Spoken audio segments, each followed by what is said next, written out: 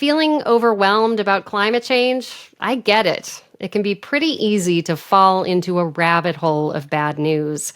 Greenhouse gas emissions keep growing, even as more of us experience the reality of rising seas, devastating storms, and record heat waves. It can be tempting to just bury your head in the sand. But we all know that won't solve anything. So how do we keep going in the face of this existential crisis and do what we can without letting perfection get in the way of progress? Dr. Ayana Elizabeth Johnson has been thinking about all of this. She's a policy expert, marine biologist, and writer. Her latest book is called What If We Get It Right? It's full of essays and conversations that envision all the ways we can still shape our climate future for the better. So if you're in need of a little climate inspiration, this one's for you.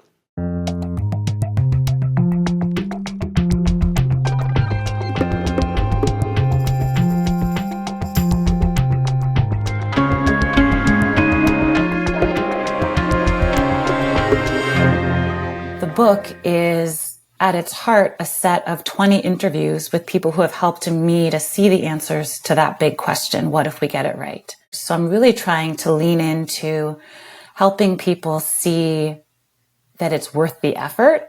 Because I think so much of our media, film, news is about the apocalypse, right? And that's not super motivating for a lot of people to just, because it doesn't give us what we're working towards. It just gives us something we should be running away from. And to be honest, we're not really running. We're sort of sauntering away from the brink. And my sense is that if we had a more clear vision of what we were working towards and running towards, it would actually feel safer to run because it wouldn't just be running toward a void, which evolutionarily is not a terribly wise thing to do. So that is my aim with the book, to help fill in some of these gaps in our vision of what a safer climate future could look like. People should definitely read the book, but can you paint that vision for us? Give some examples of what getting it right could look like. What can we run toward? The open secret to me is that we have the solutions we need, right? We already know how to do public transit and electrify transportation and grow our food in a way that absorbs more carbon than it emits, and think about restoring ecosystems that sequester carbon and support biodiversity and healthy food systems. We know how to make buildings more efficient. We know how to put in bike lanes and green roofs and all of this stuff. We have the solutions that we need. It's just a matter of how quickly we're going to implement them. And so to me, I just think about a future where we've done all those things and done them in a way that takes care of communities, that has justice at its heart, because we could actually implement a lot of those solutions while continuing to screw over poor people and people of color in this country who are already bearing the brunt of the impacts of climate change. One thing I wanted to ask you about is, a lot of people, I think, feel overwhelmed by the pressing issues facing our society, climate change being one of many. I mean, war, poverty, inequality, the erosion of basic human rights. And maybe we can only try to tackle one or two of those things in our daily lives because we're also trying to, do our jobs and feed our families and pay the mortgage or the rent every month. How do you think about that feeling of overwhelm that many people are experiencing? It's totally justified. It's real. Like, our society is not set up for us to flourish in those ways, right? Like, we don't have adequate childcare.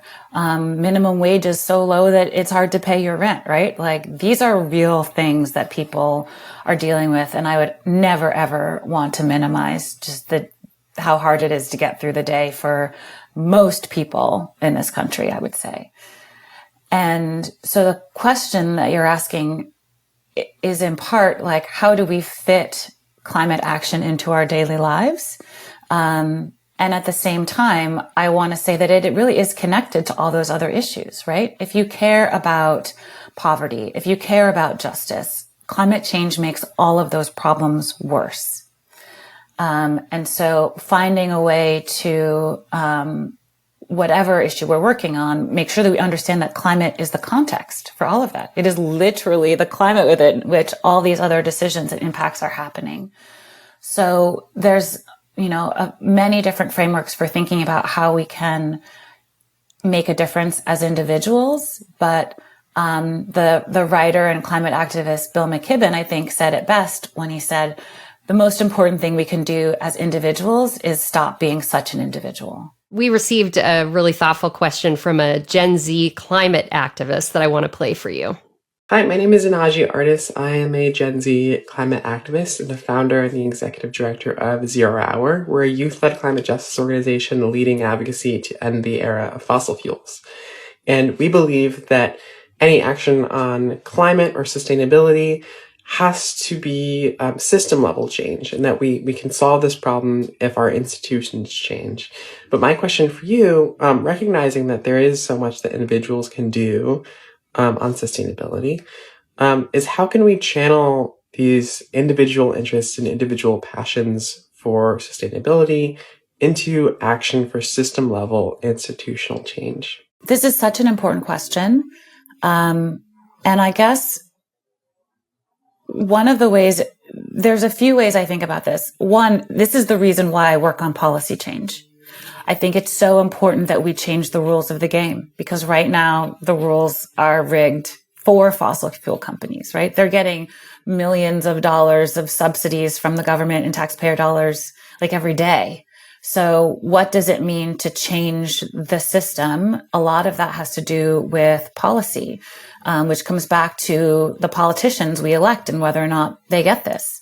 And whether we have a president who's appointing people to run all these different federal agencies that get this and can make that systems level change. It's certainly the same for corporations. Are we, as investors, thinking about who's on the board of these corporations that we're investing in? Where is our money going when we save for retirement? Are we voting with our dollars in these significant ways? Absolutely, this is a collective and system level problem. But I think the question is, how can each person find their specific role in being a part of that bigger change?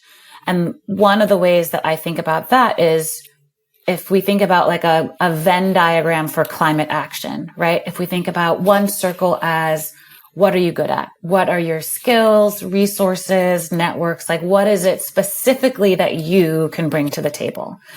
And that's going to be different for everyone. And it's so important that we're leveraging our specific skills as opposed to all sort of doing the same sort of recycle and lower our carbon footprint checklist, which is good. I do these things, but no amount of household only action is going to get us there. Although please don't discount those, because it does add up to something. The second circle of this Venn diagram would be, which are the climate and justice solutions that you want to work on? There are so many options, right? We have renewable energy, of transportation, there's manufacturing, there's buildings, there's our food system, there's protecting and restoring ecosystems, there's politics, there's culture, there's all of these ways that we can be a part of the change. And so mapping that overlap between what are you good at and which solution do you want to work on is the next step. And then the third is, what brings you joy or satisfaction? Like, what gets you out of bed in the morning? And how can we work at the heart of that Venn diagram to contribute in ways that are energizing instead of leading to burnout? Because there's so many things I could be working on that would drive me crazy and make me miserable and maybe help with climate solutions, but I would just be a cranky person and probably less motivated than finding wonderful collaborators and inspiring projects and ways to be part of things that feel really good. Understanding that we need both system level change and every individual effort we can get. What are some other really powerful steps people can take? Yeah, use the power of your vote. Use the power of your dollar. And I think we're all just much more influential than we think. it's funny, like there's two things that I tell my friends through my background as a marine biologist. That's what my PhD is in, was ocean conservation and sustainable fisheries.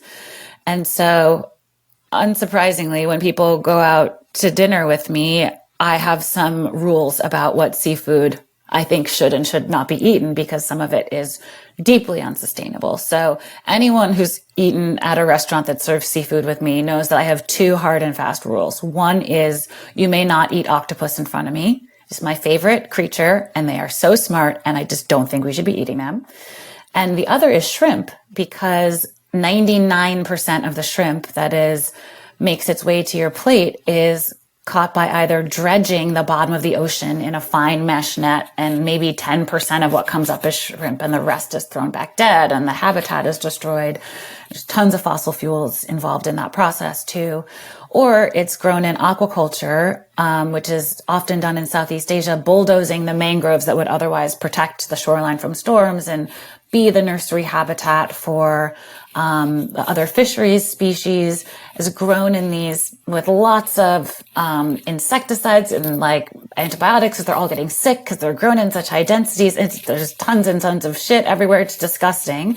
And then it's often forced labor that's used to peel all those shrimp. So if you care about workers' rights or the environment or protection of coastal communities, like, we just should not be eating that. So every time You've made me never want to eat shrimp again. It's disgusting. not very appetizing. Anytime someone wants to order octopus or shrimp in front of me, they get told why I think that's not a good idea. And there are probably hundreds of people that, because of just knowing these facts now, just through personal interactions with me, and they're telling other people, are just never going to eat those two things again. And shrimp is the most popular seafood in America. So I think we all underestimate, and I'm always surprised when someone reports back to me that they're not eating these things again, because I think they'll say just like, whatever, she's not here, we're going to do what we want now.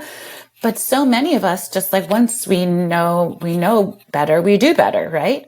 And I think we need to all be much braver about speaking up and sharing the information that we know and how that should be used, or how we're using that information to make decisions. And so I'm like very clear about what we can be eating, right? Like, I love to eat oysters and seaweed, and I eat sardines and anchovies, these small fish that reproduce really quickly, right? I think it's really important to share not just what not to do, but also like what's great to do.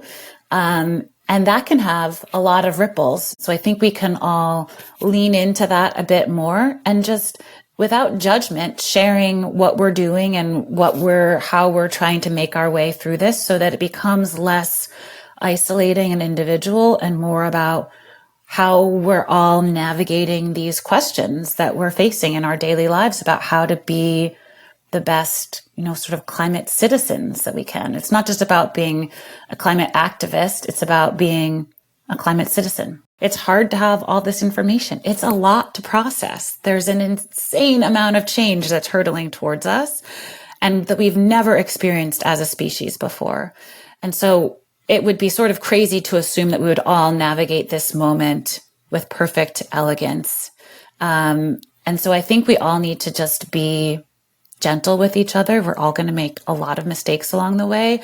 The thing is, we just need to keep encouraging each other to be a part of the solutions, and to figure out, how we can each best show up.